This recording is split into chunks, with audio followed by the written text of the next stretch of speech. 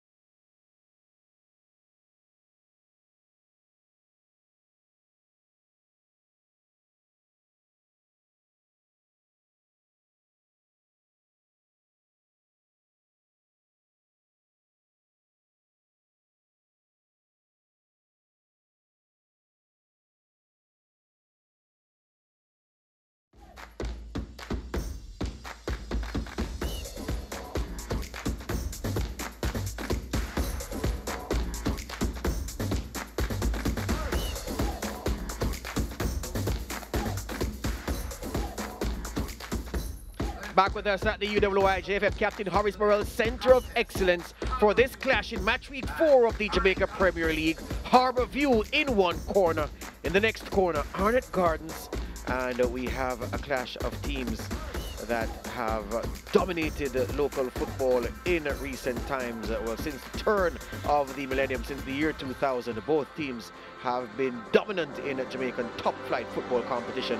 Arnott Gardens, even before before that point, dominant team in the 70s and in the 90s with their supply line, the Charlie Smith Manning Cup School. Manning Cup team providing several of the outstanding players for Arnott Gardens over the years. Harbour View, the model, as we've said time and time again, take them young, mold them, send them on to better things, and replace them with another batch of youngsters. It's the conveyor belt of football management, the nurturing system that Harbour View is famous for, and famous they are, the Stars of the East. And the Junglists, no less famous, no less illustrious. Their model totally different. They build teams to win championships. Harbour View, they build teams to build champions, to build people that can go on to make themselves and their families proud. Dwight Jeremiah, you know a lot about building people, building youngsters down there at Holland FC, and we can't praise you and your colleagues enough.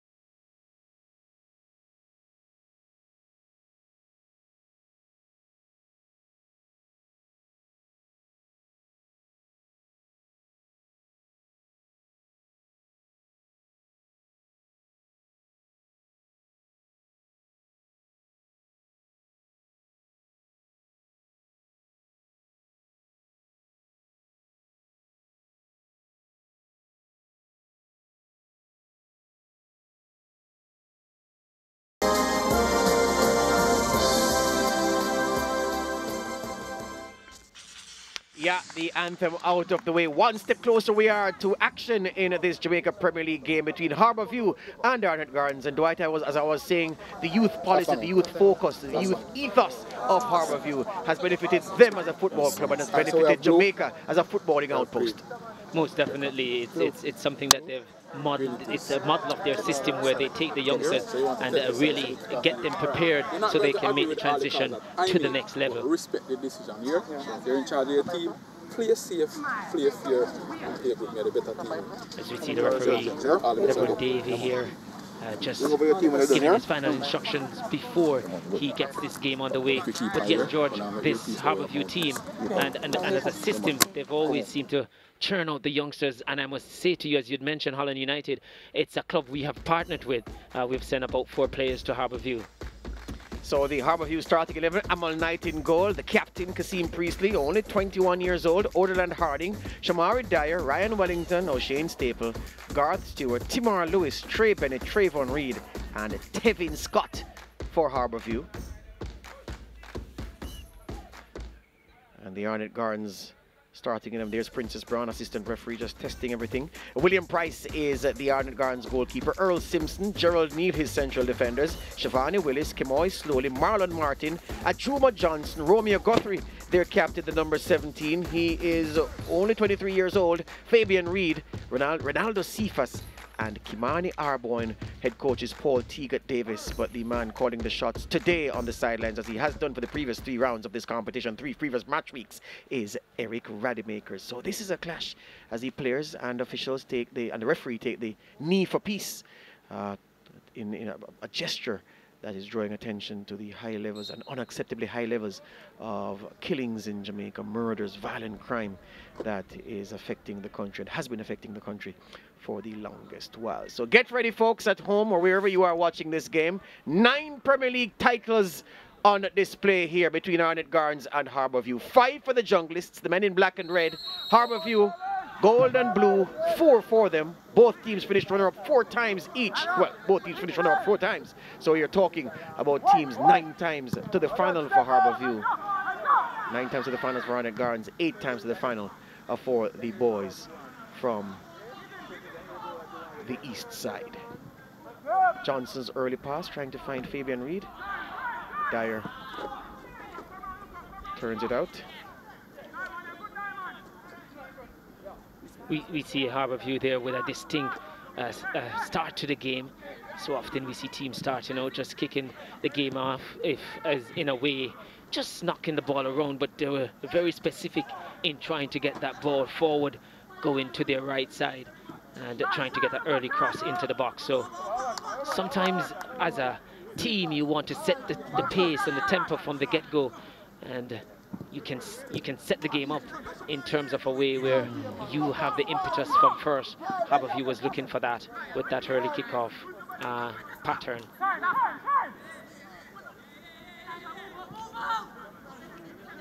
So, Hornet Gardens rather will be bolstered. Tell you more about that shortly. Martin finds Arboin to Reed. Reed muscle off it by Wellington, and the early shot comes in from that man slowly over there at right back, and it sails harmlessly wide. So Paul Teagat Davis, the outstanding Jamaican striker, he's actually on the bench. That's not him, that's Ludlow Bernard, the head coach of Harborview. But Teagat Davis was missing for the first 3 match weeks. He is here inside the venue with the Hornet Guards team. There he is in the shades beside Eric Rademacher, who's making a shade of his hand. And yeah, so Hornet Gardens, their coaching staff, the important people and the other people, the support staff, all here keyed in to this game, this contest today. And you feel Coach Bernard will be happy the way they've decked out on that bench, a familiar color to him. Had some success with Kingston College this season in the schoolboy football, so yeah, nothing over there to frighten him at all. Not at all, not at all. He'll see friendly colors. Kasim Priestley with this free kick for Harborview, left-footed, looking for Stewart at the back post. He can't keep it in, and he's taken out one of these sponsors' boards. Hope he didn't hurt himself, the young man. Garth Stewart started the first 2 games, came on as a substitute in the last contest, as we see Paul Teagat Davis, the outstanding national striker and outstanding Premier League striker back in his days at Seba United. He certainly knows where the goal is, Paul Teagat Davis. For a long time, Jamaica's record international goal scorer, as Arboin tries to close down Amal Knight. Now clears his lines. Johnson under pressure from Lewis. Ajuma Johnson has pace, gets away from Tamara Lewis. Ajuma Johnson.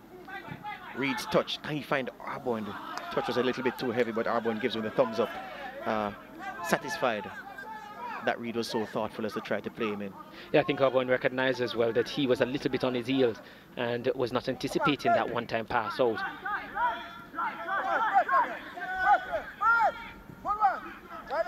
It's going to be very interesting today.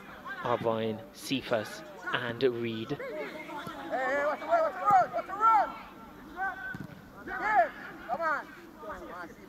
As we see, as Fabian Reed, whether or not they seem to be in very good form at the moment, and I suspect they're going to really antagonize this Harborview backline as much as they possibly can, and they do have the potential to so do. Here's Lewis, missed a penalty in the last game. It wasn't costly though, because they went on to win. Harborview, Staple, goal scorer last time out against Tivoli. And Garth Stewart now in possession. Being urged by the bench to pass the ball, but he could have kept it because he gave it away. This is Martin. Willis now. Harding gets in the way of the pass intended for Cephas. Guthrie has gotten a haircut, so it's difficult to pick up just now, the Hornet Gardens captain. Perhaps someone told him that, well, you can look better on TV if you get a trim, and he got a trim. Here's Staple for Harborview. Priestley now. Reed showing for it wide. Priestley goes to Harding. Now Reed gets the Trayvon Reed. Forward to Stewart. Bad touch though. And Gerald Neal will watch it run into a position where it's harmless. It's a goal kick to Arnett Gardens. Yeah, and I think on Harbourview just trying to see if they can settle into a passing tempo here. Try and get some feel of the football. I guess in the middle of the park, both teams guilty of just turning it over too much, a little bit too eager to go forward. Priestley looking for a pass and finds Bennett. Bennett skips away from Marlon Martin and impeded, said the referee. It's a free kick. Very good pass there from Priestley. He broke the line and the position was well taken up by his teammate. Just splitting the defenders, that's what you don't want. And as we see the infringement there, clear. Easy call there for the referee. Staple lining this up. Opened the scoring last time out with a deflected free kick against Tivoli. And then there was an even better free kick in the second half from his teammate Tariq Zimenez.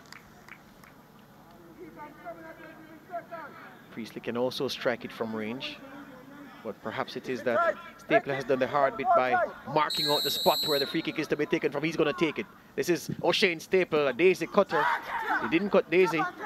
Finds its way to Trayvon Reed though. Trying to get by slowly. Lost his footing as he did so and turned over possession. Reed flicks it into the path of the jet-heeled Cephas. But Dyer easy. Back to his goalkeeper Amal Knight. Knight to Harding. Harding gives it up to Slowly. Yeah, Harding was told he had a lot of time, but didn't heed the instruction coming from his goalkeeper telling him he had time. Was again a little bit too eager to go forward. That Cephas scored a fantastic goal in Arnett Gardens' second game with a real burst of pace down that left-hand side, taking him clear of two defenders. Yeah, Cephas, George, a really good player to watch when he's in full flight. Saw him last season as well, really coming to the fore. And if he has a good game, then it certainly increases the probability of Arnett Gardens getting the favourable result today and really giving a lot of problems, you feel, to those wing backs that he'll come up against. Yeah, Earl Simpson will intercept this. Can he keep it in? No, he can't. Yeah, Ronaldo Cephas has a change of pace like no other player in this league, I can tell you. He goes from 0 to 60 in no time. Yeah, Ferrari type pace he is. He's certainly, and dangerous too, when he not just a change of pace, but has good quality, can set you up, can strike on goal. He has a goal this season already. Stewart to Staple. Harbourview busy down this right-hand side. Stewart in a foot race with Martin. And Martin shoulder to shoulder, good old-fashioned shoulder to shoulder. And the last touch came off the tall man for Harbourview. Garth Stewart, only 21 years old. And despite his wiry frame, he's a strong man. And yeah, the assistant referee, Princess Brown, got it right. It did come off his foot, the last touch. And Stewart last season played in a much deeper role. A little bit more advanced we see him this season. It's all good when you start from deep, you have more time as you're blooded into a league. Certainly looking more composed and comfortable this season. Harding's cross finds Scott. Well, it missed Scott and it came off the arm, the hand of Tamara Lewis. And referee Deron Day on spot to spot the infringement. And William Price, the goalkeeper, can spot it to take the goal kick. This is the cross that missed Scott. Look at Scott missing it and then hitting the arm of Tamara Lewis. So it was a clear infringement. Yeah, Lewis was a bit put off by Scott. Yeah. I think he felt Scott would have made contact. Just came to him a bit quickly and surprisingly. Problem for Fabian Reed. Hamstring pull. And he makes that signal that a change needs to be made. Look at him. Yeah, from the moment he fell. Wow. And I'm wondering if it was the tangle of legs with Wellington that caused the injury. Oh no, he pulled up before. Yeah, he turned to sprint, trying to close down the goalkeeper. And immediately the 36-year-old felt the hamstring go. Yeah, that's not good here for Arnett Gardens, a player that they would have been looking to really create the attacking impetus for them or carry the load of it here today. Seems like in the 10th minute here, his day is done. We see Paul Teagat Davis there, just in consultation with his assistant coach. Or we would not have a plan so early, but must now come up with something special to replace Fabian Reid, who certainly is beginning to look, definitely is in good form this season so far. Yeah, Fabian Reid, 36 years old, well travelled in Casafa in Jamaica, played for Boys Town, Arnett Gardens, played in TNT for San Juan Jablote, played in Georgia for FC Dilla, and of course has a lot of goals to his name for Arnett Gardens, a Premier League winning striker where his goals led the team to the title.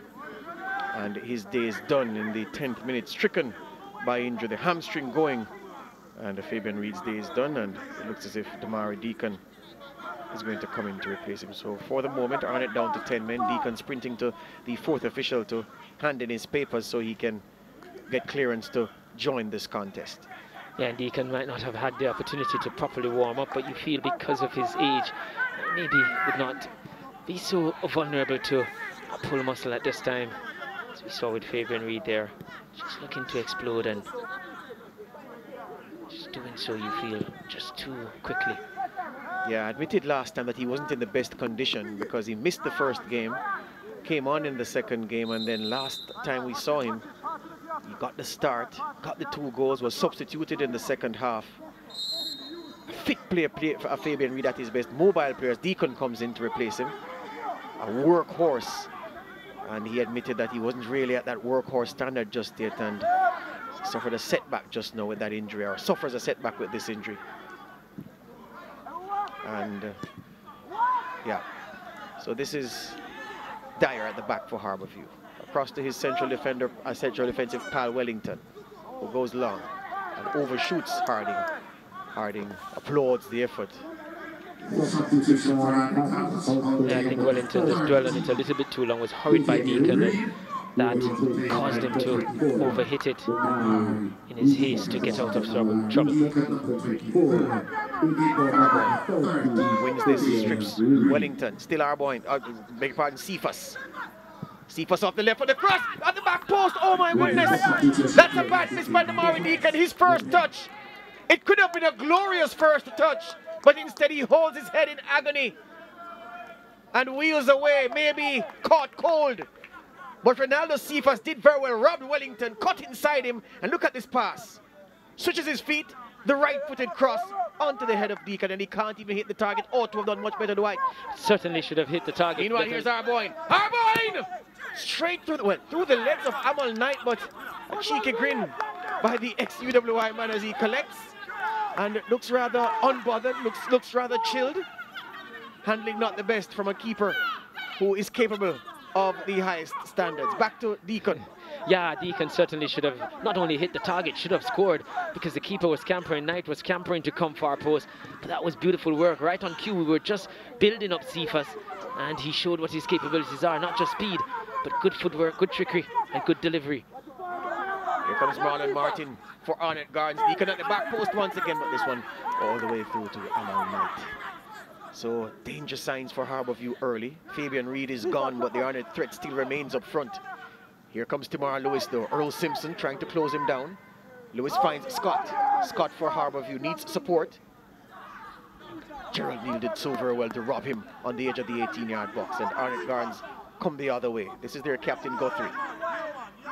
Short side to Martin. Earl Simpson now in defense for them, and Ajuma Johnson.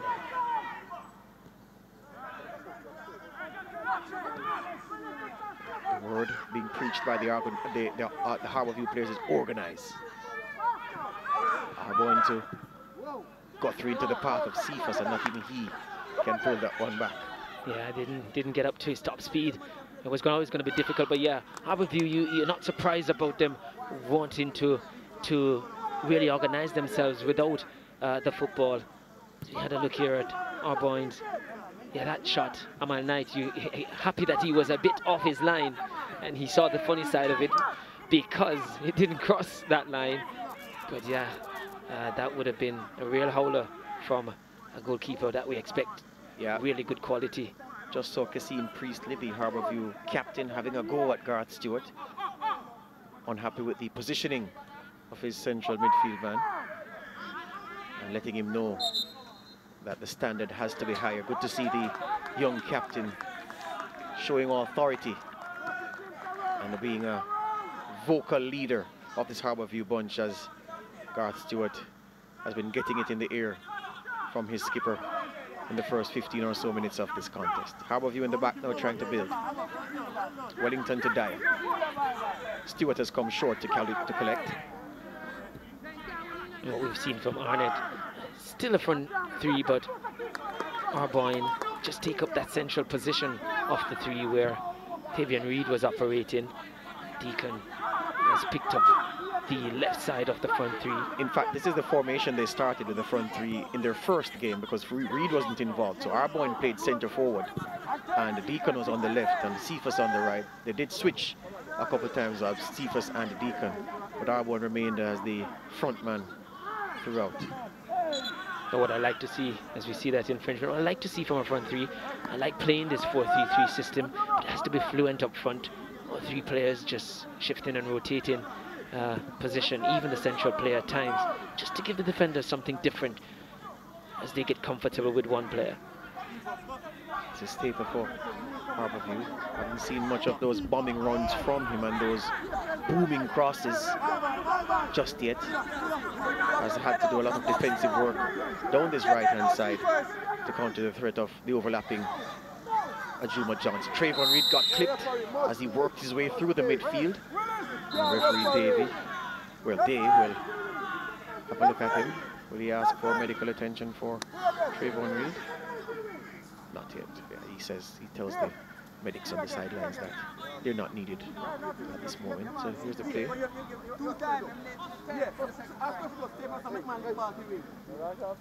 think it was a good run by him. Just getting across the defenders, ensuring that any contact there would go in his favour.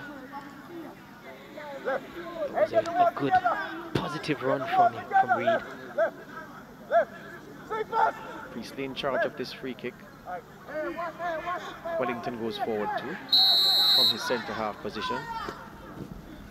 Priestley clips it in. Scott went up, missed the header. This is Staple. Can he get the cross? Can he dig it out? It's blocked by Damari Deacon, doing good work defensively, and it's at the expense of a corner. And not too surprised too, we've seen more of Harbourview's attacking play coming down their right side. Just at kickoff, that's the area that they played that ball in, just from the kickoff, looking to get it behind this Arnett Gardens back line. Maybe there's something that they see here that they're looking to exploit. Tamar Lewis goes to the back post. Scott meets it there. It's flicked further forward. Well, flicked away by Earl Simpson. Good defending there. Kevin Scott kept it alive. Thought it was a bit too long to the back stick, but yeah, I was about to say that, George. Yeah. Scott really made it look good in the end, or saved the blushes of Lewis. Lewis once again, and Price goes up, gets handed to it, a weak hand. Priestley through the crowd, it's blocked. And Trayvon Reid can continue this Harbourview attack. Priestley once again, whips it in. Met by Earl Simpson with a firm defensive header. Really handball call on Cassim Priestley. The Harbourview bench disagreeing with the call by referee Day. Yeah, because they had numbers in attack. They definitely didn't want it to stop like that. But love the way how Priestley just early ball into the box, knew he had about 4 players still in an attacking position, and was just looking to get them on the end of it. Simpson wide to Johnson. Arnett Gardens taking their time over this attack. Well, they hope it's going to be an attack. It's in their defensive third still. Slowly now gets a piece of it. At right back. Back to Gerald Neal. Simpson once again.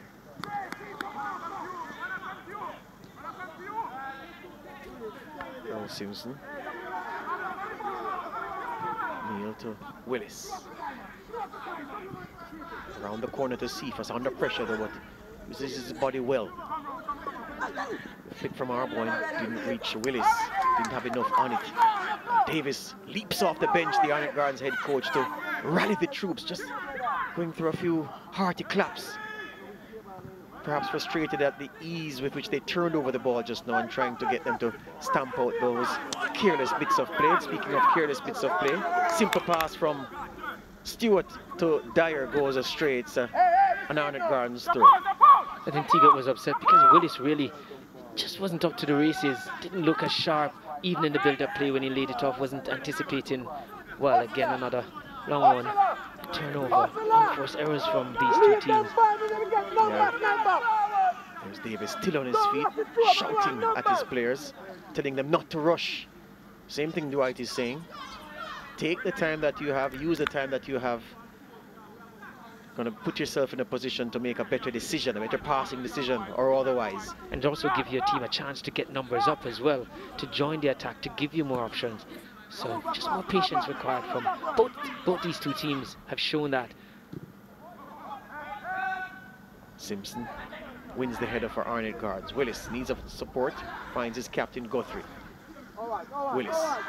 Stewart extends a long leg to win it, but Guthrie chops down Stewart. Referee says play on, no foul. The Harbourview bench asking for a free kick and more. The play continues and Stewart rolling around. I certainly think at first glance, George, it was a free kick. Seemed to have gotten Stewart first. Seemed to have gone through Stewart. Surprised that that call was not made. This is the tackle. Whoa, in fact, Guthrie's tackling leg got Stewart and Guthrie's other leg got the ball. So on the follow through he got the ball. Well, the trailing leg got the ball, if you can call it that. But that tackle was all Garth Stewart, who got a hefty kick in the shin. And could have been to a yellow card. Yes. When you look at it, so really fortunate to get away with that. Not even a slap on the wrist in terms of a call being made as to cite that play as an infringement. Water break signal by referee Day, giving us a chance to analyze what we've seen so far. So I've heard you say that both teams have been rushing things a bit. You want to see more composure on the ground, don't you? Most definitely, and it was echoed by Teagat Davis there, who felt his team was just too hasty to go forward, as we see Coach Bernard there just looking to ensure that Stewart is okay. But yeah, both teams just trying to go forward, trying to make that final pass too quickly, and even so before they have numbers in attack, or allowing their midfielders or attacking players to join so that they can probably create some combination play to unlock the defense. These two teams yet to keep a clean sheet, so I feel both of them can have some joy if they're a little bit more patient against the defense that they're up against. Yeah. 0-0, we remind you of the score in this game. Turns out to be the only game that we'll have today, the Veer Tivoli game, in case you've been searching for the result and not seeing it and wondering why the result hasn't been posted yet. It's because there was no game. That game postponed to a date that will be announced by the organizers. As we see, headmaster mode, Teagat Davis is in now, talking to his boys. Patience and precision. With patience is likely to come more precision. The big talking point from the first half to date is the departure of Fabian Reid, the Arnott Gardens striker, their two-goal man from their previous encounter. There he is, with the ice pack on the right hamstring, because he looked to have pulled that hamstring while chasing a ball. This is the moment. There he goes on the chase. Wellington between him and the ball, and he pulls up the 36-year-old after feeling the hammy go. And that's the universal signal in football. But please substitute me right now. and when we saw that clip just now, we saw that there was a slight change of direction. Gerald Neal, will he go into the book? Yes. Gerald Neal becomes the first name taken by referee Day for a hack on Trayvon Reed's ankle.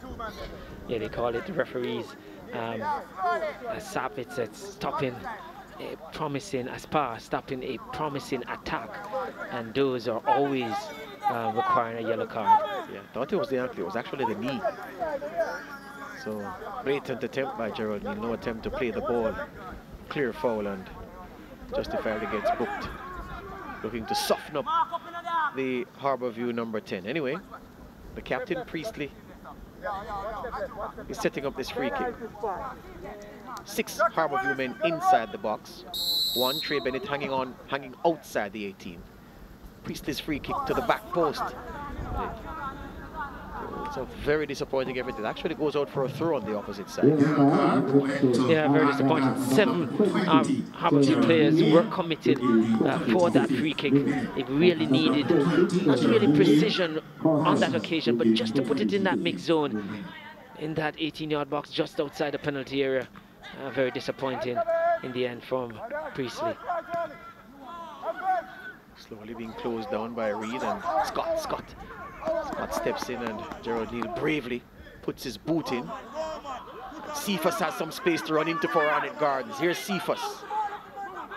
Wellington in front of him, and Wellington does well. Blocks the attempted cross with Arboin lurking in the box. But I think that the recovery run of the Harbourview defenders were very good there. It would have been difficult still to get to Arboin had he passed that first hurdle that was facing Cephas.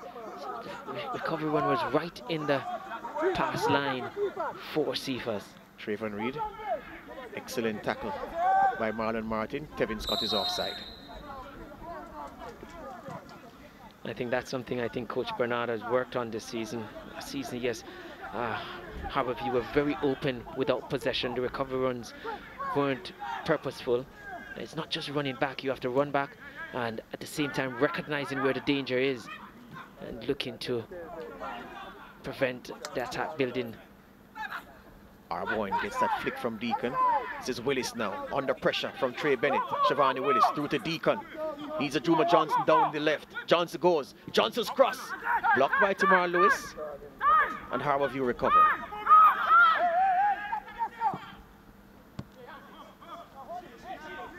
Scott had a handful of Earl Simpson's jersey. The Arnett man didn't appeal. Scott wins this. Robs Martin. Scott driving into the box. No help for him. Here's Lewis though. Lewis robbed by a Juma Johnson. And Arnett come the other way. Johnson blows by Stewart. Deacon needs to find a good pass to Arboin. Dyer gets across. And defends competently for Harbourview. Yeah, we just saw 2 series of play here where the good defensive play. Arnett first. Double teaming, and for Harbourview it was good work by Dyer there. Martin gives it away. Scott for Harbourview to Lewis. Lewis in some space. Willis comes across long legs, closing down the space between him and Lewis, and now Ajuma Johnson has it for Arnett Gardens. Midfield to Guthrie. Martin now. Arboin. Guthrie once again. Slowly. Back to Guthrie. Just have to wait, Arnett Gardens. Willis in some space. Guthrie. And now Martin. Oh, Martin gives it away. Well, partially. Deacon. Oh, Deacon. Wanted Johnson to run. Johnson wanted it played to feet, not into space. And Deacon doesn't even protest, realizes he made a bad decision. Yeah, needed to go to feet. But what we saw there with that series of play from Arnett is that they kept possession a little bit more, was a little bit more patient, and what we saw was them being able to get more numbers in the final, in the attacking third. Deacon once again. Damari Deacon forward to Willis. Can he find a cross? Willis beats his man. Willis off the left foot! Whistles across the 18-yard box with Odell and Harding there to clear for Harbourview. And now Lewis for the Stars of the East. Reed in some space. Tamar Lewis now. Bennett. Deacon does brilliant well to win it for Arnett Gardens. Still Damari Deacon. Flung to the floor by Dyer. No foul, says referee Day. Lewis. Earl Simpson. Didn't make the clearance, and oh, Lewis can't gather. It's disappointing from the Harbourview man. He would have.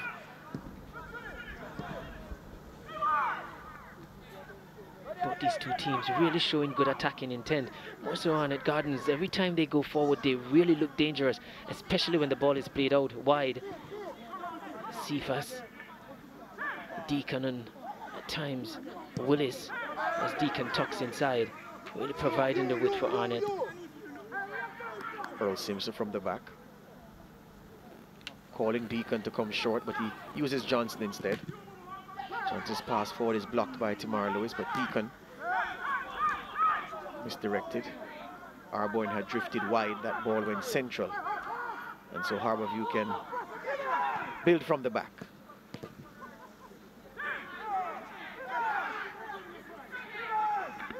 I think Deacon should have recognized just now with that ball inside, where he dropped deep. Somewhat unlikely the rotation would have taken Arboin out wide to create width in that attack. Yep. Harding on a run, links up with Trayvon Reed, far side for Harborview. Now their skipper Priestley will switch the play to O'Shane Staple. This is a lovely pass into the path of Staple. Lewis to Stewart. Stewart made a bad pass and frustrated with himself, the tall man. Yeah, again, not the quality that he would have wanted to see, Coach Bernard. Certainly a frustrated man. You could see him pacing as if he's signaling someone to get up and get going, because certainly not liking what he's seen. Yeah, very cross, pacing the touchline, Ludlow Bernard. And I'm pretty sure he signaled someone to get up and Yes, he get has. ready. Yes, he has.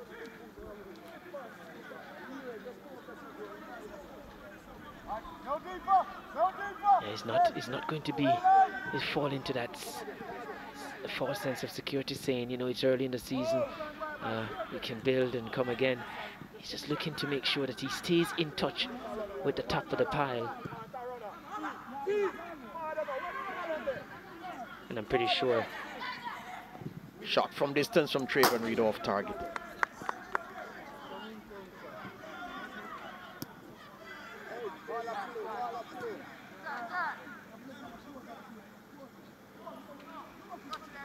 Certainly we've seen, yes, the man who would be That's Tariq Ziminis. ready to, so many would have suspected him to have started, but just managing the youngster quite well.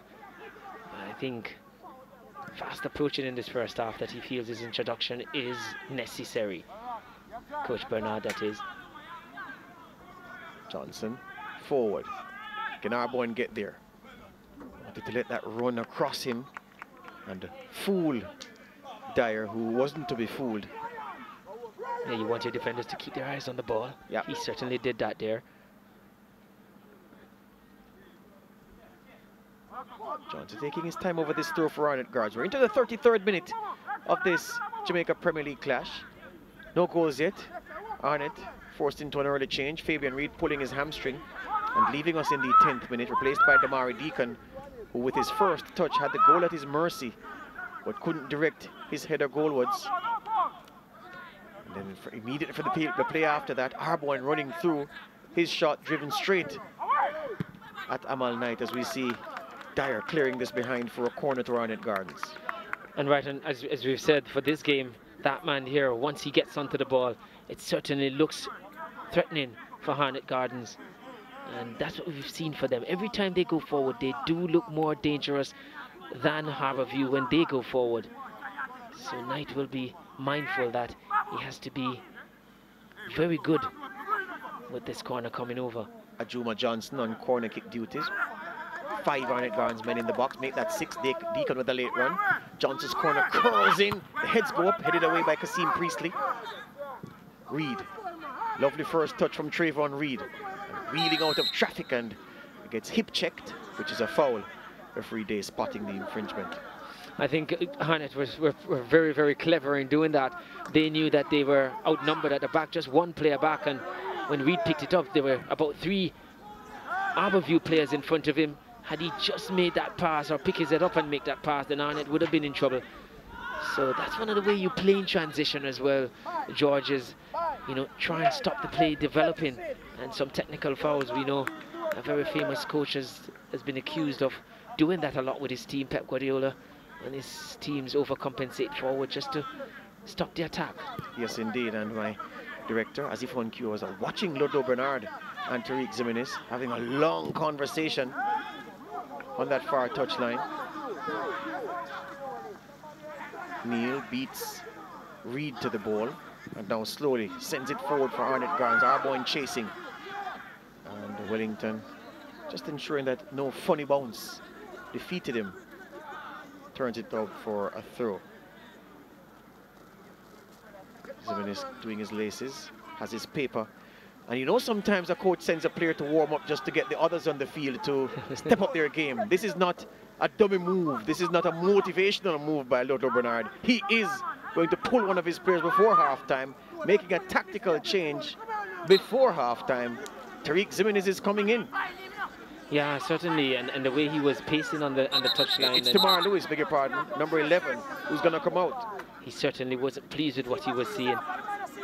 Certainly wanted more. Lewis, we knew earlier, hit a corner that was very long. I think is a lot of the plays, because, as I said, Harbourview seemed to have targeted the left side for Arnett Gardens, but certainly Lewis was not giving it Bernard the quality he required.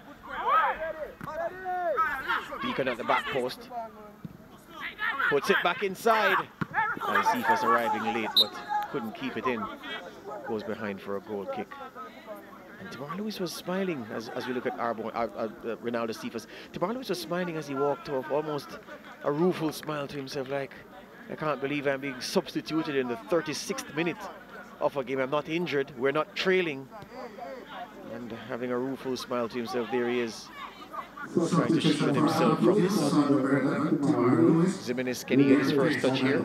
Earl Simpson, quick and strong and tall, sheets it out for an Arnett Gardens throw. Yeah, that smile, George, must have been. Sometimes when persons are a bit embarrassed, they do that. No player wants to be substituted in the first half. It really speaks to, they see it as really, for them, disrespecting to them, but the coach has a responsibility, has a duty, and if you're not going to carry out the game plan, he needs to get players on who are going to so do. Well, speaking of that embarrassment, you can ask Juan Mata at Wembley, a packed Wembley, about 80,000 people, and Jose Mourinho introduces him in the second half of the Community Shield and then substitutes him about 10 minutes later. So Lewis can consider himself still fortunate. Oh yeah, there are no fans here, there are those team officials here and us. And his minutes on the park were much more. Oh yes. 3 times that of Mata. There you go. Dyer heads away. Guthrie to Arboin. Arboin's touch wasn't good, it needed to have been velvet-like. Zimenez racing at Juma Johnson. Johnson gets there and the experience told there. The ex-Camperdown man besting the JC schoolboy and gives the ball away though, Johnson. Here's Scott now. Rob Guthrie. Barged by Scott. Aggressive challenge, which the referee didn't like. And he's producing the yellow card, referee Day. He's going to give Tevin Scott this yellow card, it seems. Yes, he is. Yeah, I think the effort that Scott put in to try and win the ball back, that effort he should have put in when he was looking to trap that ball, was a bit too casual on the play. Then he felt he had put his team in a very suspect position and just offered too much effort there, just late. He's asking the referee what Wimmy do, what did he do, what did I do? But I think he felt that the call, he lost the ball because he was tackled unfairly and he didn't get a call, so he ran in with aggression on Guthrie. I think was a part of it as well, Dwight. Yeah, but I don't think he had a case in there terms you go, of, and that's the point. Yeah. In terms of being fouled, I think he was just too casual. Staple aiming at her cameraman team. Misses. Martin down for Arnett Gardens. Hauled down by Trey Bennett. It's a free kick to Arnett Gardens. 40th minute. Willis in the midfield. There's a 360 to get away from Scott, who's going back to close him down. Good defensive work from the Harbourview striker.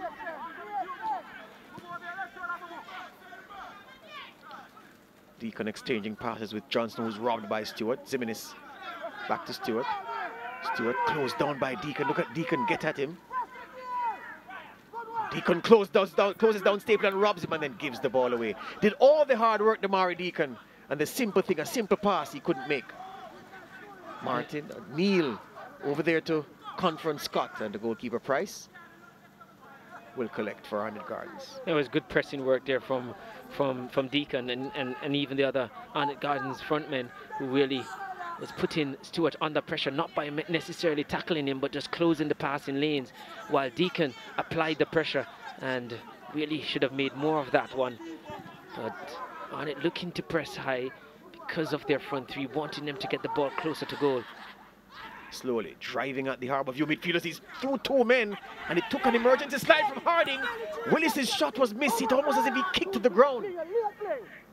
And Harbourview come the other way. Ziminis drags it between two players. Earl seems to Kenny get there, like a sliding tackle from the tall centre half. Needed to have got that right, and he did get it right. Deacon takes the pass from Johnson inside. Damari Deacon stopped by the excellent Dyer in the back for Harbourview. Ziminis has some time to survey the scene. What can he do? What does he do with this? Needs help. Plays Stewart. Bennett. First touch wasn't the best, but he had time and space. Keeps it alive. This is Trayvon Reed. Bennett. Back to Reed. Not sure that's the pass he intended to play, but it came off. Priestley goes for the cross. Looking for Ziminis at the back post, and he doesn't attack it, the JC schoolboy. Curiously, maybe it may have been seeing the sun in his eye. Well, initially it looked like it was going to be too long, but Ziminis was well placed to really try and keep that attack alive. As you say, curiously, Georgie, it might have his excuse maybe that he did lose it in the glare of the sun, but not quite sure sun to have been behind him. So, not quite sure of that excuse. Because the Arnett Gardens players know Cephas is so fast, the weight that they place on some of those passes down the flank to him, really a lot of weight put on some of those passes, almost as if they think he's driving a car or he's driving a Jamaican taxi, which you know are very fast things, Dwight. Especially when there's a passenger down the road again. But yeah, that ball, if it's a passenger too fast for Cephas, yeah, it's like they're taking advantage of his speed. But certainly he can't be happy with what he's seen, though, with everything, because they're good aspects, but he can't be satisfied with what his boys are giving him. Yeah, the only plus he can say with us in the 43rd minute is that you play this badly or not up to par. If you can go in to the halftime break at 0-0, well, fine. As a coach, I always say, well, let's forget that one quickly. And if we can play that badly and still be 0-0, then let's just up our game and see. We should be able to get the better of the opponent. Stewart takes it from his goalkeeper, plays Dyer. Dyer wants one of the midfielders to come to him, but he's forced to go long to Scott. Scott versus Simpson. Simpson wins the header for Arnett Gardens. Arboyne. And you feel that's not the type of game that Harbourview wants to play. You see that long ball going to Scott, but sometimes you play the ball forward just to get it upfield and then win the second ball, but there was no Harbourview players close enough to win that second ball. Priestley. Ziminis. Good touch to free himself, find himself some space. Forward to Scott, and the intention was good. Scott was flat-footed. Yeah, Scott was flat-footed, but even before the pass to Scott, I think he was going to let fly Ziminis, but I think Scott just run across his path there, and not Scott, Reed ran across his path and just prevented him from pulling that trigger. He's going to let fly Ziminis, and we certainly knows he can let fly from a distance, packs a punch in his shots. Damari Deacon with the game's outstanding chance, which he didn't even put on target.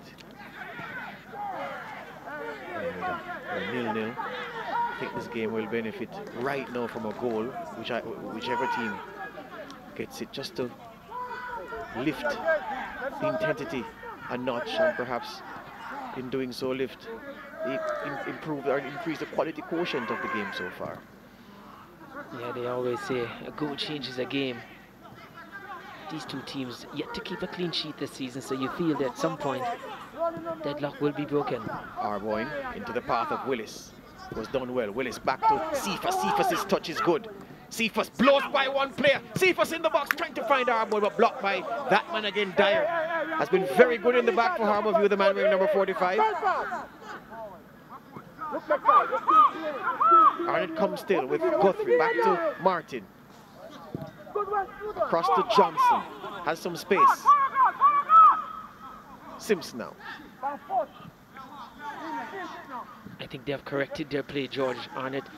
Look more patient, more passes in their build-up. And we're seeing them looking more potent, looking more dangerous, more numbers in attack. 2 minutes to be added on at the end of the 45. Johnson. Arbon. Cephas wants to isolate Harding. Cephas driving at Harding, blows by him. Cephas with the cross, and it deflects off a Harbourview man. It's a corner. That man again, the jet heel Ronaldo Cephas, dangerous for Arnott Gardens so far.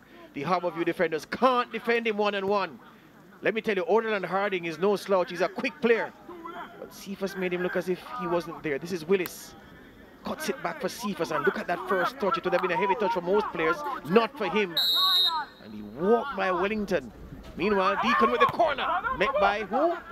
Dyer in the defense for Harbourview. Has been monstrous, the man with number 45 on his back for the Stars of the East. This is Guthrie, the Arnott skipper. Wide to Deacon, who stayed wide from the corner kick. Puts it in left-footed. Headed away by Wellington. Martin for Arnott Gardens. Thought of the shot and changed his mind. Cephas looking for a pass, finds Deacon. Deacon with a shot. That's threatening nobody from that position. Yeah, Deacon just felt he had a little space and time to execute. Looking for the far post or the far side of the goal. Knight there, just watching it going across.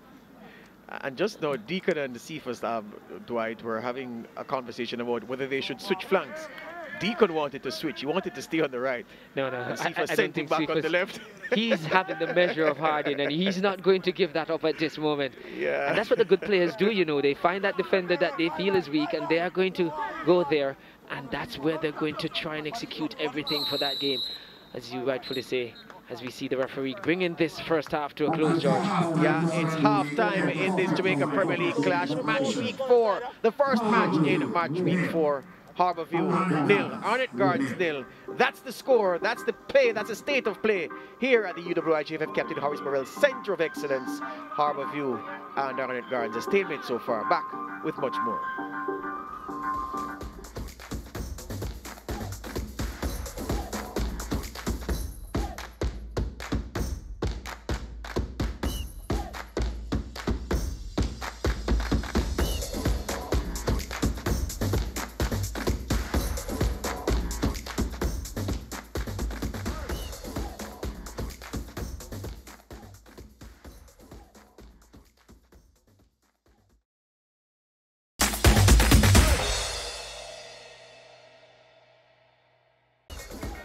So back with us here at the UWI JFF Captain Horace Burrell Centre of Excellence for second half action in a match that promised much, but over the course of the first 45 minutes didn't really deliver as much as we expected, Dwight, Jeremiah. Harbourview and Arnott Gardens have so much more to give, and I'm expecting an improved showing from both teams. What say you? Yeah, we need that if this is going to really live up to the expectations. I think Arnott Gardens slightly shades it in terms of how dangerous they look going forward, but still lacking quality in that final pass. Harbourview, if they want to take anything from that first half positively, is that they were better organised, and we've seen them even this season and last season looking to get numbers behind the ball, have a distinct shape when they're not in possession, but certainly really a blunt showing up front from them so far, and that will have to change if they expect to get something from this game. Yeah, Arnott Gardens had a real bad season last campaign, a season putrefied by their inability to score. Only 8 goals in the 10 games last campaign. Absolutely horrible. In fact, you'd be hard pressed to find an Arnott Gardens performance in a Premier League campaign worse than 2021. But so far, they look as if they have shed that bad form and are on course to live up to the lofty standards that the Junglists have set over the many years, which is why many people who can't find Arnott Gardens on the map of Kingston, don't know where it is, never seen the team play in the flesh, would have watched them on TV or listened to them on radio, are fans of Arnott Gardens. It's because of that X factor, that joy that the Junglists have brought to football fans over the decades. Yeah, certainly back in the days, used to have a really fierce rivalry with Seba United, always when they meet, especially when they had in their ranks Walter Boyd and Seba. At that time, they also had Theodore Topper Whitmore. It was almost like 2 games in one, George, when you went to watch Arnett and Seba. Oh, you're bringing back some great memories there. Can you imagine? Seba with Theodore and Arnett with Walter. Yeah, those were the days. The now generation need to do something to break this deadlock. And here comes Kasim Priestley for Harbourview. Let it run from him, and Martin stole in and robbed him of it. Actually, that was Trey Bennett. Priestley just played that ball forward, which Gerald Neal is now handling for Arnett guards. Martin under pressure, back to slowly. Back to his centre half, Simpson. Juma Johnson now. Boyne couldn't find Cephas. Both of them finding themselves on the same side of the pitch. Usually they are spaced. Staple knocked it away from Cephas, therefore an Arnett guards throw. Yeah, so both of these 2 teams will try and settle early in this second half. Try and see if they can get the impetus, get that go-ahead goal that you feel will change the, not just the scoreline obviously, but just the intensity, just the quality of play. So hoping that that goal can be a catalyst. Yeah, Scott's touch is poor. He apologizes for it.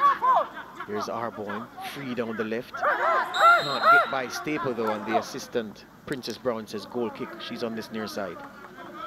You know, as I see the players apologizing to each other, the Veer game last week, I heard Donovan Ducky fly up off the bench, well, saw him jump off the bench and tell his team in no uncertain terms that all he's been hearing since the game started was sorry, and he didn't want to hear anymore.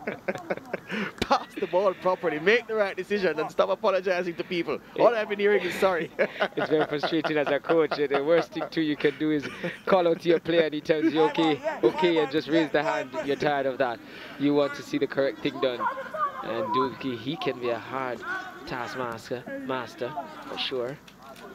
Scott has found the going tough this afternoon. Had a good game last time out against Tivoli, but the Arnett defenders not giving him as much change as the Tivoli team did last time out. Meanwhile, Martin linking with Cephas. Staple. Cephas on the right foot! Whistles by the left-hand post. Didn't miss by much. It certainly was a dangerous shot from Cephas there, cutting inside and letting fly with that right foot. As I said from the first half, he's continued where he left off there. Always a danger once he gets in possession. And normally in the first half, he would look to put that across goal, but coming inside. And for sure, I think Knight was concerned for a moment there because he knew he wasn't going to get across. Cephas creating some space for himself. This is Deacon inside to Arboin. Priestley comes back to help his defenders. Needs to clear his lines, the captain. He uses Harding near side, his left back. Forward to Scott, flicks it into the path of Reed. But Gerald Neal on a yellow card. Tackled well, fouled, was he? No, it's a throw to Harbourview. Referee Darren Day took Gerald Neal's name in the first half. One of 2 players booked. The other one being Tevin Scott for Harbourview. Harding wants Reed to come short for the throw, which Reed does. Turns away from Deacon. Deacon was fouling him though. You're going to get a lot of effort from Deacon. Small player, but certainly makes up for that with his work rate. You want to see that effort from your player. You want to see them. Yes, he committed the foul, but certainly wants him to be up for that type of battle. Harding looking. 3 Harbourview men in the box. Stewart, Scott, and Bennett into the chest of Willis, being closed down by Stewart. Stewart does well. This is Trayvon Reed. Cannot beat Willis though, who got back to his feet quickly to help the defending. Wellington, short to Stewart. Back to Priestley. Has to change the point of the attack. No, he doesn't. Willis stepped in ahead of Trayvon Reed, and here's Deacon in possession. Down the line for the jet-heeled Arboin to chase. But Dyer again. He gives away a corner, but Dyer has hardly put a foot wrong for Harbourview in the back today. I think on that occasion, our boy just did well there. He saw him coming across and just decided to make his run to where he knew he'd have to play the ball and just put him under pressure. Deacon's corner is taken quickly, headed away by Priestley. This is Cephas, goes down in the box, no foul. He didn't appeal for a free kick either, to his credit, the Arnett Gardens man. And now Staper gets on his bike. Look at Cephas close him down, but didn't rob him. There's Zimenez. Needs some help, Tariq Zimenez.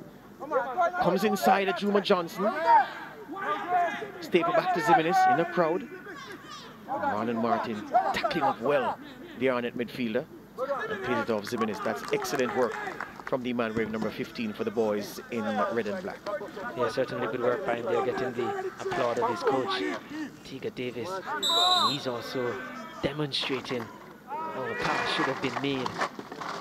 And can't say he doesn't know. He certainly has made a lot of those passes in his days. Yeah, and you speak about Arnett Gardens Seba battles. How many of those games were settled by a goal by Paul Tiga Davis? Several. I remember listening on radio once and the commentator says it's Paul Tiga Davis time, and on cue, I think a couple of seconds later he scored. And yes, it was the winner. I'm almost certain that commentator was the great line spot St. Aubin Whitaker. Most certainly. Cephas trying to let it run, trying to sell Staple the dummy. Staple hadn't any money to buy anything, so he didn't buy it. Knocked it out for a throw. This is Arboin. Under pressure from Dyer. Finds Cephas though. Trying to switch it to Deacon, but it was weak. Lovely by Trey Bennett. Can't get by Martin though. Slide tackle. Not some of the ball, but more of the man. That's where referee Day. Calm referee, Deron Day. No fuss, unfussy character. He's done a good job when you're playing a game. They say the mark of the referee doing a good job is the fact that you haven't mentioned him very often. And yes, certainly the right call. Zimenez versus Johnson. Cuts inside Zimenez. Oh, shanked clearance by Marlon Martin. He was trying to kick it upfield, but it came off his shin and went over his shoulder. It's behind for a corner. Yeah, coach there, Teagat would say that he didn't show the composure. They just need to be calm and side-foot that one upfield. But he's just taking his eyes off it at the last minute when he's about to make contact. Trayvon Reed with this corner. It's poor. All of the corners this afternoon from both sides have been poor. And pouring one way, just going long. Staple.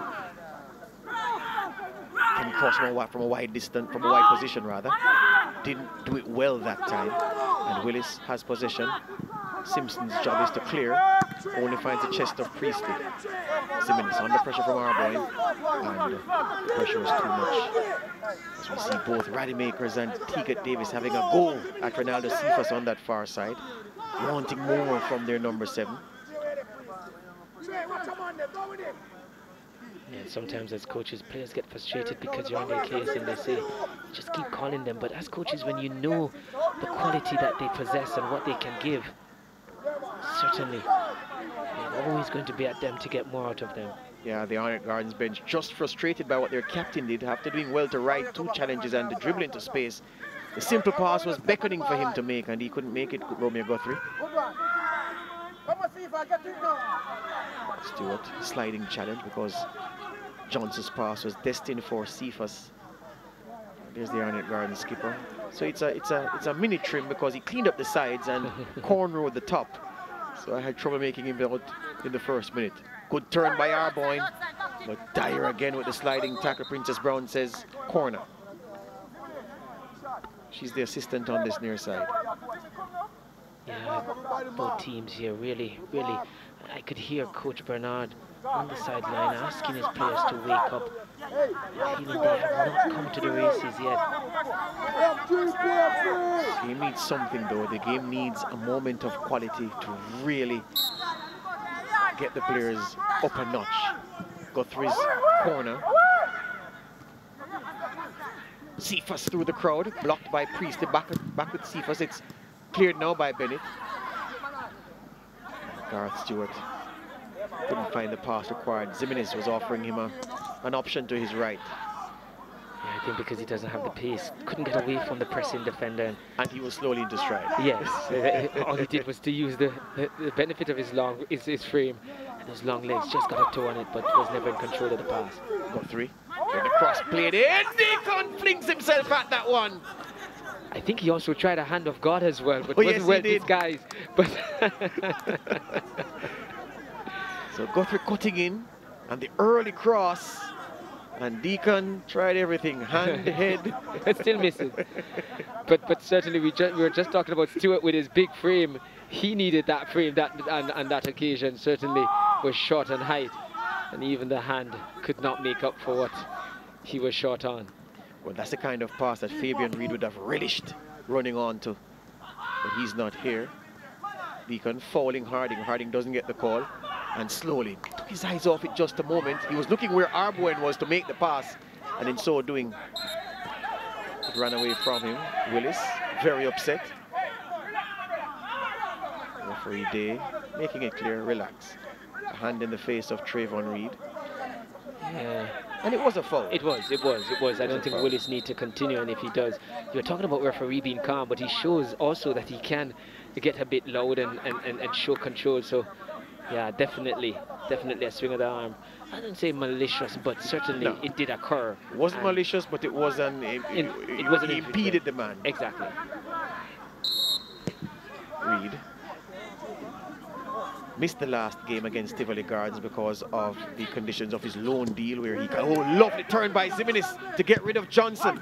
Plays it in the path of Scott, who took it with him, but then he just left it behind at the crucial moment. He acknowledges the pass. But that was some magic from the schoolboy. Turned on a dime and left Juma Johnson chasing shadows. And Scott just couldn't take the ball with him in stride.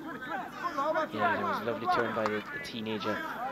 Really not showing any sign that this high level is uncomfortable for him. He's right at home, Ziminis, and destined for big things, you feel. Yeah, bright boy, talented footballer. Enjoy him while you can, because if he stays fit, he'll not be around for much longer, I can guarantee. I think he's in similar hands as Krista J. Daly. Someone who has looked after him is the one, I think, looking to look after him as well. So you feel, you're right, George, if he continues on that trajectory, yep, he'll be out of here. Harborview have 2 men warming up. Well, 2 men stripped and ready to enter the fray. Again, Ludlow Bernard ringing the changes. Neil sends it back with interest. Arboin beating Wellington to the ball. Guthrie found himself in a promising position, was pushed over. Arboin on the right foot, crashes on the underside of the bar. The Honored Gardens players asking, don't think goal line technology is at work here. But Willis now asking referee Day, what about that? Arboin, a very unorthodox attempt at kicking that shot. It crashed off the underside of the crossbar. This is it. Look at this. Just almost like an improvised finish he applied. Yeah, toe poke almost. A toe punt. It was Dwight. a toe punt for sure. And he was getting away from him, and he felt he was going to be under pressure. So good improvisation there from Arboin, and definitely distinctly fell. It didn't fall behind the line. So certainly the correct call from the officials. But we know that he can score good goals. I think he had a very good goal. Was it against Portmore? It was a cracker. He almost kicked the air out of the ball. So looking to replicate something not quite as spectacular as that one you referred to, George, but certainly would have been a good goal here for the improvisation that he created. And Portiga just feels that with what his team has shown so far, should have been ahead already in this one. Certainly they've had the better of the attacking plays, and he knows, he's been around long enough to know that you may live to regret it. Yeah, Chevon Stewart, well, Lennox Russell is coming on for Trey Bennett. Really wasn't in the game much today, Trey Bennett. Lennox Russell and Tyrese Williams coming in for the Harborview team. Meanwhile, Arnott Gardens have gone to their bench for speed. They've summoned Steve Clark, the former Donald Quarry High School youngster, will come in soon. So Lennox Russell, ex-Arnett Gardens man, on. And Tyrese Williams is also on. Meanwhile, Deacon, who was a first half substitute for Fabian Reed, his number is up based on what I saw just now. Or is the board being adjusted? It's being adjusted, you feel. Well, yeah, he's coming out, and 27 Steve Clark is coming in. So 24 Deacon, a first half substitute, a 10th minute substitute to be precise, is out. And 27 Steve Clark is in. And you spoke about, is it your jinx that caused that? Well, the substitute being substituted? Yeah. Zimenez may have handled that one, but a harm because he fell, lost possession. Our boy forward to Guthrie. Guthrie flicks it into the path of slowly trying to find Guthrie. That was the wrong pass because Steve Clark was to his right and in space. Substitution to the 60th minute. There's no rest for this Harbourview defense because we know Steve Clark is a very, very good player. Deacon just can't believe his luck or lack thereof.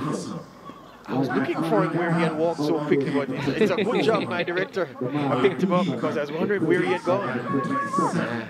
Wish the gun would have opened up and taken him in because certainly, as I said, players don't like that. Substituted in the first half was a player from Harbourview. Tamara Lewis in the 36th minute. Yes, and Arnett Gardens here. Both teams showing their intent, the coaches, that they really are not in the mood for anything below par. Two players have been singled out. Reed dribbles away from Willis and sets Zimenez free. Will he go for the cross? Yes, he does. And it's long to the back stick where Tyrese Williams, backing a Juma Johnson. Johnson raises his arms to say, I did nothing, despite his fall, and it's an Arnett Gardens throw.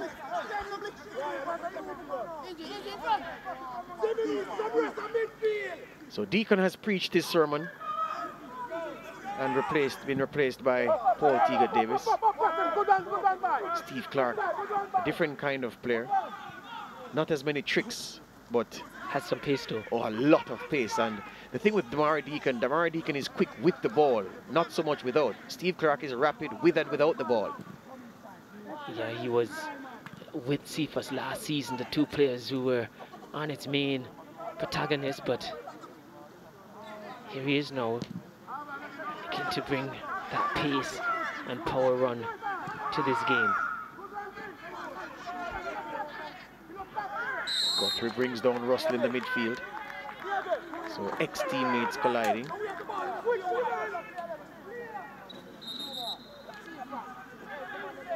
This is the challenge. More for impeding. Yeah.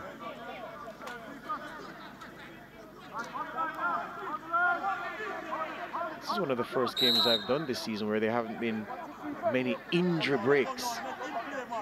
Most of the previous games had several instances where the medics had to be called for either team. Not this one, apart from Fabian Reed's injury. Nothing else. Oh, Arnett thought they were in, but Willis. And I think this is a case of totting up because he's been having a go at referee day all day. And the referee relishing the opportunity, I'm thinking, to book him for this challenge on O'Shane Staple. Yeah, I think he's saying that he's had enough of him beating on his eardrum. Just wanted to keep him quiet a little bit.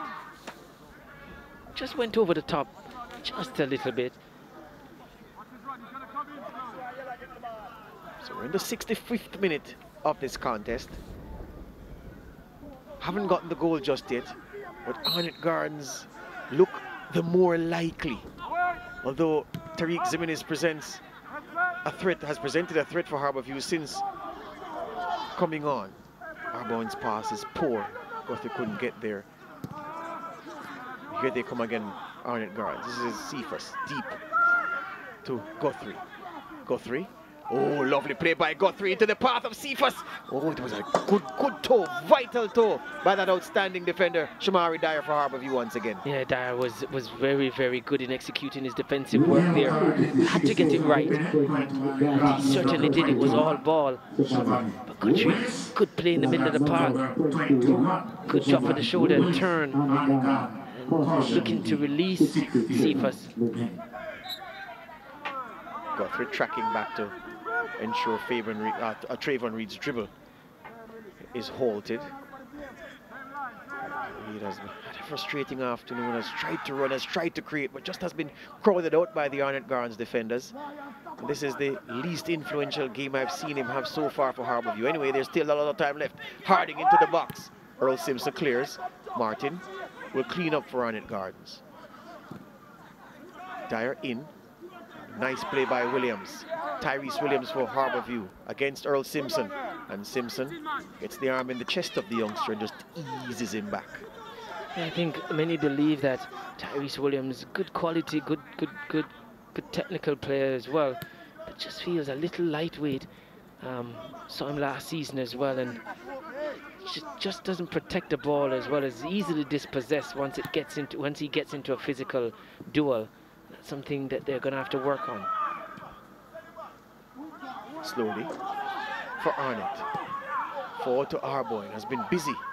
Kimani Arboin back to slowly. Leaves it for Clark, the road runner, Steve Clark, into the space where Arboin has gone. Arboin, can he get the cross in? I think there was another option on for him there, but probably because he was going at full tilt, could have played a heel back. Thought that was what he was going to do. Yeah, that looked Didn't have the angle for the cross. Most definitely. Here's Clark into the path of Guthrie. Staple beat him to the header. And the Guthrie goes down in the box, holding the knee. This looks like an injury that he had in the previous game, which caused him to be substituted. And referee Day helps him back to his feet. No need for the Arnett medics. This is Clark clipping that ball to him. Look at Staple. Guthrie, one of, if not the smallest player on the field. Yeah, it just looked like an awkward landing. Just jarred the knee. Reed through 3 challenges. Trayvon Reed blows by Gerald Neal. Reed in the box. Checks back on the right foot. He goes down. No call, says referee Day. I think it's a good call there from Day, because I think Reed was on his way down once he cut it back. Just lost his balance at a vital moment. But that was a very, very good run. And you just said that he hadn't influenced the game as much as a release influential game, as we see Willis down. Yeah, Dyer will go into the book. Dyer was in a position where he knew he had to foul, and he fouled. And that's why he goes into the book too. He took one for the team there, Shamari Dyer. Because had Willis gotten by him, Arnett Gardens would have had an overload in the number of their attackers versus the number of Harborview defenders. Yeah, it was a good foul to give, and Dyer just took a yellow card for the team there. Meanwhile, this is what Reed did. He burst through about 4 challenges, and then Neal stood firm enough to delay him, and Earl Simpson came back to help. And that was no free kick, that was no foul. No, I think just as he cut inside, just to cut back, it just slipped. Lost his footing and his balance. And I was looking to try and see if he could pull the trigger with the right foot, but always falling over and on the way down. So easy call there, you feel, for referee. Yeah, so the players take this water break. And if this game were to end 0-0, sorry, you can go back to that thought, but if this game were to end 0-0, which of the coaches do you think would be more displeased with the result? I think for sure the one in screen there now, in our shot there, Paul Teague Davis, certainly he would have felt that even from the first half his team had created enough chances, settled down from being a little bit too hasty with their passing, and certainly should have been on the score sheet. And even in the second half, it's really looked dangerous. So I think for sure he would have been the more disappointing of the 2 coaches. But as we see, they're still 0-0, and Harborview will feel they have a chance in it. And George, as we saw the run before we went to the water break from Reed, those are the things that can happen, and Arnett have to be mindful of, because just one moment of brilliance from a player from this Harborview team could just break this deadlock, and all their good work or all their dominance will be undone by that. So they have to be mindful of that. They need to take their opportunities when they create them going forward in the remaining 20 minutes or so of this contest. Yeah, behind the pitch that we're seeing this game, well, behind the pitch the game is being played on, The Reggae girls are going through their paces. Willis pierces into the box. Knight goes up and easy take for him in the Harborview goal. Yeah, it was better handling than what we saw in the first half, where almost went through his legs, but it went through, just didn't go across the line. Staple goes down, but the play continues. Guthrie for Arnett Gardens. The Harborview bench raging at the none called by referee Day. And now referee Day has called a halt to proceedings and is looking, staring down Ludwig Bernard and the company. Well, the coaching staff. Bernard is some way away from the fray. But they were upset that Staple didn't get a call. They felt he was fouled after releasing the ball. Almost like a cheap shot from the Arnett Gardens defender. But the referee was close to the action. He didn't see the need to call a halt to proceedings. So this is the collision. That's not a foul. What was Johnson should to have done? Disintegrated? Or disappear. or like me, who like the sci-fi movies, you say just transcend somewhere else. Or teleport. teleport, yeah. Yeah, come on. Yeah, that's not a free kick. But I think the frustration, you know, the fact that the team hasn't been playing so well, they're looking for all they can get here, Coach Bernard. And maybe for the Harborview bench, the angle that they saw it at, it looked to them as if it was a body check. So I'm giving them the benefit of the doubt, because they are footballing people, they know football. So the angle suggested it was a body check, and he's gone to the bench and yellow carded one of the assistant coaches. I'm wondering who he thought the yellow card was for. Wondering if it was given to one of the Reggae girls behind here. They're only in training.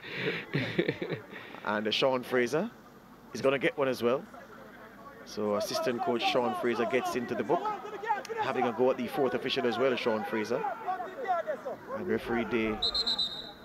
And it's not uncommon with his Harborview coaching staff. I think last season Coach Bernard was seen, you know, confronting a referee. He walked up and he said he was just going to have a conversation, but a friendly one, he said at the time too, but there's nothing about his body language that suggests it was friendly. Yeah, well, to be fair to him, in that exchange, he wasn't leading the protest. He was well away from his staff assailing the referee, so he wasn't involved in that particular skirmish. Simpson went up to clear with the knee and got clattered by Zimenez. Zimenez checks on him, and we restart with a free kick to Arnett Gardens. 73rd minute in a game that begging for that inspired moment. Yeah, pretty much degenerated into this physical tussles and really low quality at the moment. Williams has switched flanks for Harborview. Neal intercepts his pass to Scott. Wellington to Harding. Reed has come deep. Marlon Martin tracking him. And Willis strips it. Oh, Willis's second touch was too heavy, and Staple took it from him. Priestley looks to Williams. Gerald Neal. And Steve Clark has time and space for Arnett Gardens. Marlon Martin. Back to Gerald Neal. Guthrie. Clark, slowly. Back to Guthrie. And now Simpson. Arnett will start from the back again. To Johnson, wide. Good touch by Arboyne. Oh, excellent. Cephas into space. Cephas. Oh, he sends Staple for it. But Cephas! What a brilliant goal from Arnett Gardens. It's number 7. He took the ball behind him and left or Shane Staple from dead. And then with the right foot, he crashed the hardest of shots. Perhaps the hardest shot seen here at the UWI and Captain Houseborough Centre of Excellence. Renaldo Cephas. Oh my gosh. This boy is something special, Dwight Jeremiah. Special he is, special for sure, and that's a special strike. Everything about it was special, the build-up and the plays, that back heel there from Arboyne, and then Cephas once he got down the line. Good cutback, and that shot, Knight had no chance. That was rifled. I think every inch of his muscles in that foot was a part of that strike. Certainly, a Knight, no chance to get to that one. Passed him in a flash, but the build-up, good flick, the cut. Wow, beautiful goal, beautiful strike from a very, very talented and skillful player. Well, Dwight, we spoke it into being. We kept saying this game needed a moment of inspired quality. This moment needed inspiration. This needed something magical. Well, it was a bit magical. It was part magic, part brute force, because that shot was hit with tremendous violence by that man, Ronaldo Cephas. And he loved to see the replay of that goal. Not so sure that a very good player, O'Shane Staple from Harbourview, will enjoy watching the replay, and neither will the Harbourview defenders. Amal Knight, a top goalkeeper, a national goalkeeper, a very, very good gloveman, had no chance from that range, given the force with which Cephas struck that. He struck it with as if he was repaying someone for saying something malicious about him, as if the ball had done something malicious to him. That was the shot. This is Williams for Harbourview. Cephas runs back to the edge of his 18-yard box to help his defenders. And this is Harbour. He played a role in the goal as well, in the build-up. A couple excellent touches, and Ajuma Johnson goes galloping down that left-hand side. Staple matching him stride for stride. Well, Russell matching him stride for stride, and Johnson's cross is wild, and it goes behind for a goal kick. I think it's a corner. Princess Brown said goal kick, and then Day, the referee, overruled her. So Sean Daly has come in for Tevin Scott. Ludlow Bernard rolling the dice once more. So number 28 is in and Scott is out. Scott didn't have his best game today. I've seen him play better games so far this season for Harbourview. It's the nature of football though. Sometimes it's on, sometimes it's off. It was off for Tevin Scott today, and he makes way for Sean Daly, number 28. Meanwhile, Steve Clark with this corner kick. Earl Simpson, awkward header really. Got no point, didn't leave the floor. And nothing header in the end. Yeah, I think it was behind him, so he just tried to twist his neck muscles to try and see if he could get around it, but even if he had gotten it more so on target, was never going to trouble Knight in goal. The awkwardness of a man not used to heading the ball in that penalty box. Exactly, he's normally going straight at it, just heading it out. So the number 15's clashing here, and Tyrese Williams, grabbing the arm of Marlon Martin and bringing the Arnett Gardens man down, which is why referee Day said free kick. Arnett have 3 men warming up. No doubt they're looking to manage this scoreline, and that's what they have done well this season, Dwight. They've let slip in the first game. They had a point in their hand, a draw against Cavalier after equalizing late through Shavani Willis, and then they gave up a late goal scored by Chanel Thomas, which proved to be the winner, so they lost that game very, very late. Clark's cross comes in, met by Dyer, who turns it behind for a corner. And then in that Humberland game, the last game they played, they let the lead slip twice. So they've not done well at managing the situation when they have a point or they have the 3 points. And let's see how they can work on that this evening, the Arnett Gardens boys. Yeah, certainly that is something that Teagat Davis, you feel, would have worked on. He's an experienced coach coming into this game. Clark's corner, flicked away by Orderland Harding. Zimenis to Staple, forward to Williams. Williams met by Gerald Neal, and it works its way to that man Cephas on the far side. Staple.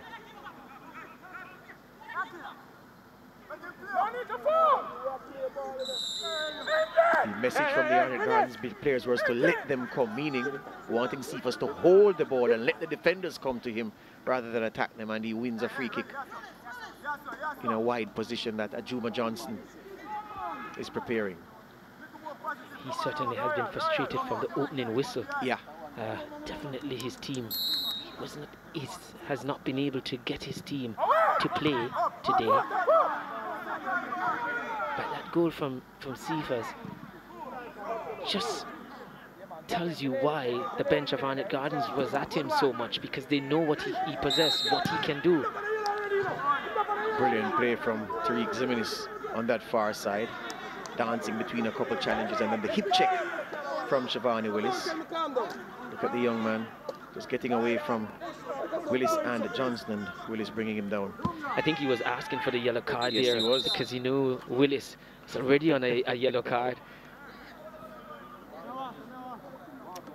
Johnson is down for Arnett Gardens, Ajuma Johnson. had a situation where he was substituted, not the last game, the game before, their second game of the season, with what appeared to have been a muscle injury, and it appears to have reared its head again for Juma Johnson, 25 years old. Looks to be an ankle now, an ankle injury, and Johnson may need to be replaced. Dwight, look and see if you spot the hand signal going. I haven't seen it yet. I haven't seen it yet. Not yet. We saw it with Fabian Reed almost instantaneously. The minute he felt it, and he hit the deck. It was a rolling over of the hand to signal that he needed to come out.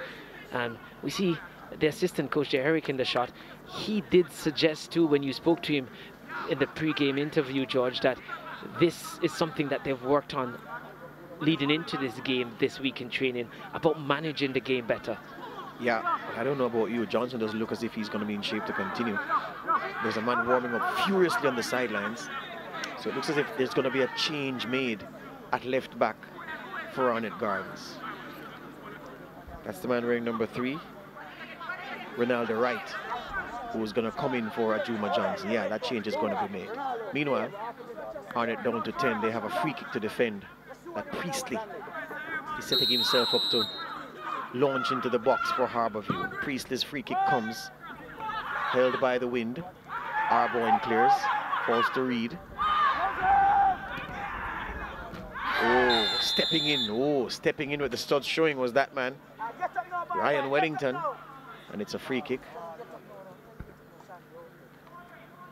to Arnett Gardens. Yeah, just getting a warning there from the referee, because it's the first time in this game that he's really done something to mimic, but yeah, easy call for the referee. Arboin looks to be hurt. Kicked the studs. Look at that. Yeah, that's painful. And we've seen those given yellow cards as well, so no need for the stretcher. Arboin is back up. The thing is that once the stretcher comes onto the field, he's supposed to leave. And that's what the Harborview boys told the referee, reminding him that, yeah, referee has to leave. So yeah, he'll leave the park, Kimani Arboin. His touch and flick in the build-up to Cephas's goal was very, very good. Yeah, and it's to be mentioned when talking about the goal. And that's why I said the entire build-up to the goal was good. Everything about that goal was good. Build up the play from Cephas. Here it is. Look at that first touch and look at this flick. Ooh, superb. And then look at this for skill. And then look at this for finishing. Wow. I think Staples tried to use all the breaks he had, foot and hand and everything. Just couldn't get a grip there. Clark into the path of Arboin. Right, Wellington does the simple thing, which is to knock it out for a throw and reset the defense. Meanwhile, Arnett Gardens making 2 changes. Number 10, Juma Johnson, will come out. Coming in will be 3, Ronaldo Cephas, well, Ronaldo Wright rather, and number 11, Shandy James. So 17 will also leave the park. Romeo Guthrie doesn't normally finish games, the Arnett Gardens skipper, usually withdrawn at this time, regardless of the state of the game. So he goes out to be replaced by Shandy James. It's had a decent performance today, you feel, Guthrie. A few occasions in the first half to in second half has really created stuff for Arnett and really dictated the pace of the game. Slowly has found himself high up. Tries to win the corner with that effort, but kept in. Neil Russell has been quiet since he came on for Harborview, and that pass into the path of Trayvon Reed had too much on it. I think that sums up Harborview today. Just have not been able to knit the one things that keep a team together out there, which is the pass, which links them together, which are passes, and just too many passes have gone astray, unforced by Arnett Gardens. So Harborview just lacking quality today.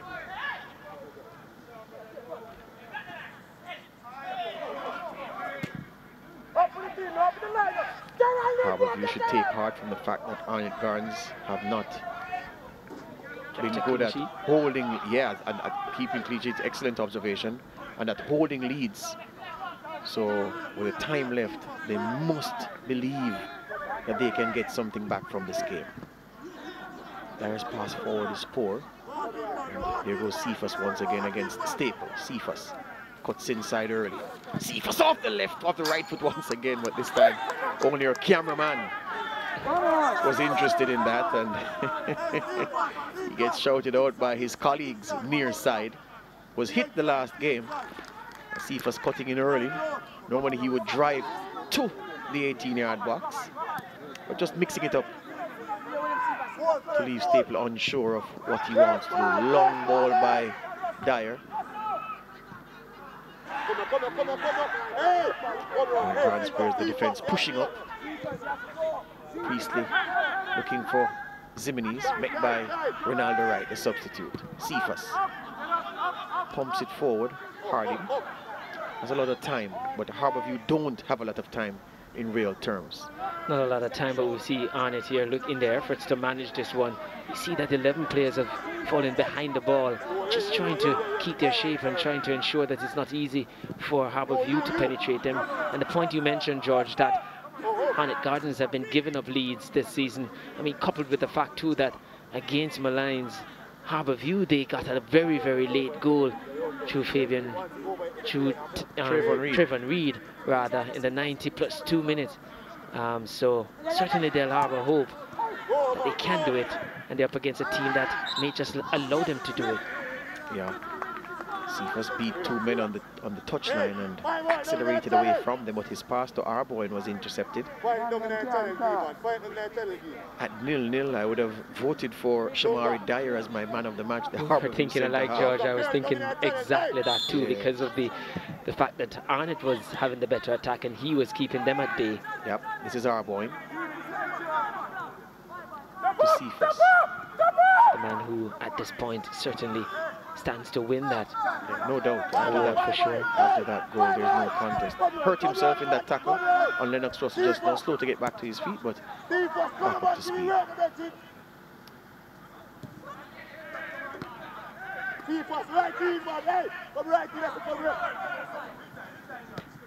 Clark. Really poor touch there. Neal. Willis under pressure. Turns away from 2. Turns away from a third, Shavani Willis. Changes it to Ronaldo Wright. Cephas has also done some good work defensively. More than a couple of occasions, he's been the one to clear the ball at the edge of the Arnott Gardens 18-yard box. And that's something that I think is very important for attacking players. We see it in the modern game at their highest level.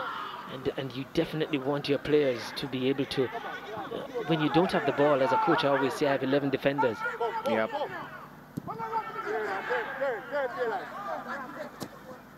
Couple hard fouls. Arnott Gardens not winning the free kick. Their bench upset that they're not getting calls. Every coach says they're not getting calls. But also I think they're upset too because Arnott has been turning over the ball with regularity in the last 5 or so minutes. Price. We've hardly called the name of William Price in the second half, even in the whole game. I can't remember myself saying Price. Yeah. Anything. Yeah. That just shows you what Harborview have not done on the attacking end. Yeah, really blunting their attacking play. But there's only 1 goal in it, and there's still time. We haven't even touched Fergie time yet, so Harborview will live in hope. Good work by Arboin though. The junglists come again. Arboin dancing around one challenge. This is Shandy James. James over the top. The clipped pass into the path of Arboin. But the clip was too strong. But again, you had to give defender Dyer there a lot of credit.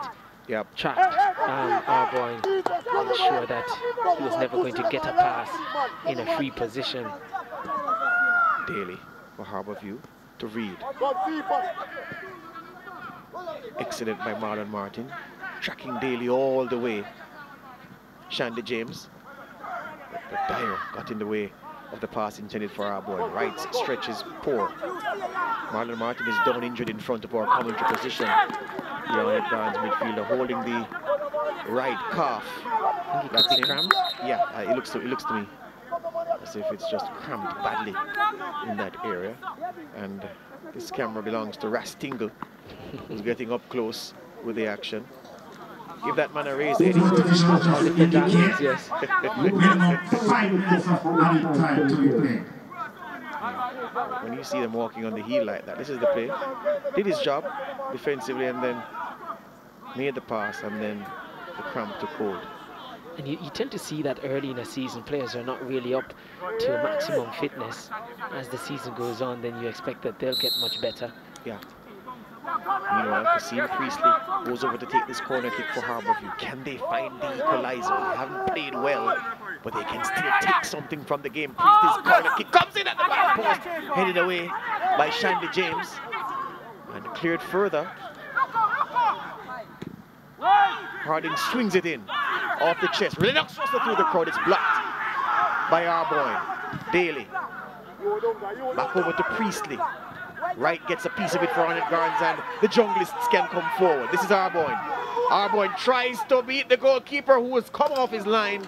Enterprising effort, but he may have been better served playing in Steve Clark, who was to his right in a lot of space. Yeah, Steve Clark was in a lot of space, and I get that, George, but Arboyne, having looked up and seen Knight so far advanced, I tell you what, as a striker, I would have gone for it myself. Yeah. Just the execution now, and you feel he, in order to justify that, some would say he would have to score because he had other options, but certainly can't really fault him for going for that one. Yeah, I'm not criticizing my striker for trying for goal from there, under the circumstance, for real. Daly to Russell. Russell to Reed. Reed into the path of Russell. Slowly goes, but doesn't get the piece of it. And Gerald Neal comes across hard, but fair, and wins the ball. There are 2 balls on the pitch now, though. Willis to Shandy James. Drop of the shoulder to find himself some pace, and he did. This is Ronaldo Wright. Down the line to the fast man, Ronaldo Cephas. Staples gone for more, and he beats him again and goes down. Says Staples may go into the book. And yeah, Staples has had a torrid afternoon. I can't recall another winger giving O'Shane Staple as much trouble as he has had this afternoon, but there's no other winger in this league as fast as that man. And tricky as well, because certainly draw Staple in, and then thinking the ball is there, it's gone. And very late so much so that it's the, if you want to call it, the trailing leg of Cephas that he makes contact with. Cephas was almost out of his reach. I think he was trying to ensure that he didn't get himself into a position that he was in with the goal that was scored. He didn't want to go down that line again and be cut out of his clothes, they say in Jamaica. Cephas played in by Wright. Staple goes again. And the battle continues. Staple wins it this time, wins possession, under pressure though, and wins a free kick. Staple pushes Cephas away, both hands to the chest. And he can count that as one duel. He has won against Cephas today, but the ultimate one, really. Tough day at the office for a good player for Harborview, O'Shane Staple. You feel if he when he falls asleep tonight, if you wake him up, the first name you'll say is Cephas? Yes, sir. Neil got a piece of the header, but not enough. Reed again slowly. Trayvon Reed bursts into the box. Still Trayvon Reed is blocked by Earl Simpson at the near post. Ball still alive. And it's a Harborview throw, so careless by Steve Clark. And Harborview pressing for the equalizer. Less than a minute to go. Clark got there first. This is Wellington. Across to Dyer. Can he find something, Dyer? Over the top. Long ball into the path of Staple! And just like that, Harborview find the equalizer. Arnett Garns is failing to see out the game. Has cropped up once again. And O'Shane Staple, second best in his individual duels against Ronaldo Cephas. But he comes up big. He's the man that rescues a point for his team when they looked to be dead and buried. That was all effort from him. We saw the effort with him winning his first duel, and what a confidence that would have given to him, saying that to himself, well, I won one against Hvfc, so here I go up the other end, and really a good looping header. And we said we had called the name of the custodian at that end, but certainly beaten on that occasion. And no chance for him going to the far post, just over his fingertips. But certainly, I was about to say that, you know, Arnett Gardens, they're looking a little bit nervous, and they have certainly crumbled once again. A failure to hold on to a lead, a failure to manage a game situation for the third time in 4 games this season. Arnett have failed to do it yet again. I think it would be fair to say, George, that they're the team that leads the pile in terms of dropping points from winning position. They are #1, without a doubt. For sure. Definitely the pass was beautiful from Dyer as well. A player that we're contemplating as a player of the game as well for his defensive work. Well, he gets it from me with that assist if it stays at 1-1. Certainly, well, and it takes a lot to upstage that goal from Hvfc, but such was his performance, has been his performance there. Right, corner kick, headed away.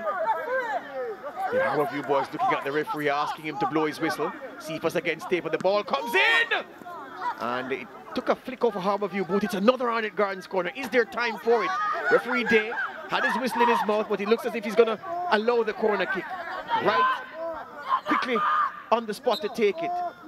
The corner comes in, headed down, and it goes behind, and that looks to be all she will write for this game. There's a man down in the 6-yard box for Harborview. And it looks to be O'Shane Staple, and what a game he's had. A complete, a thorough, proper roasting he got from Ronaldo Hvfc. Embarrassed for the Arnett Gardens goal. But he shows that he has the heart of a champion, comes back up and left his right back station, found himself in an advanced area, almost as a striker, to get on the end of Shamari Dyer's excellent long pass. And Harborview have taken a share of the points against an Arnett Gardens team that again have failed to see out a contest. It's 1-1 here, Dwight Jeremiah. And Harborview, perhaps the run of play would say they didn't deserve anything from it, but deserve has nothing to do with it. You have to play until the final whistle. Harborview weren't good today, but they didn't give up. They played until the very end, and they got a share of the spoils. Well, football don't give you what you deserve. It gives you what you've worked for in that game and what you take from it. And yes, everything suggests that this man's team should have come away with 3 points for Tegan Davis. But this man here will say the mark of a good team is that you find a way to get something from a game when you have not played well. And certainly Harborview has not played well. And most certainly it's a game in which they should have come away with nothing from it. But for Staple, that's something that you want your defender to do. Keep going even when he's roasted. And as you see, his goal ensure that Harborview gets a share of points. It's 1-1 here between Harborview and Arnett.